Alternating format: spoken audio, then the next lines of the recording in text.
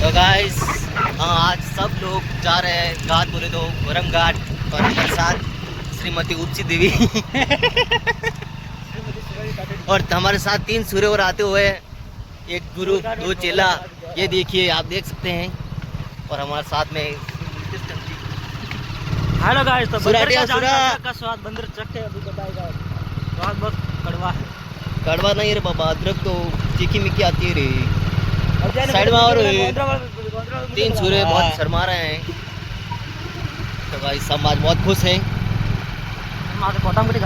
गाड़ी आ रही और पीछे आगे गाड़ी आती हुई साइड नहीं मिल रही है। आ राजू जीतू, ए जीतू एक और यार मेन मेन आदमी काढो सोनाड़ दे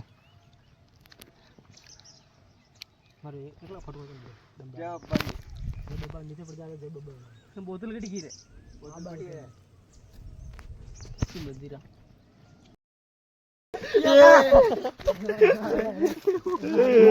ये तारी बात गाड़ी वाला ऊपर डर पे बोल दे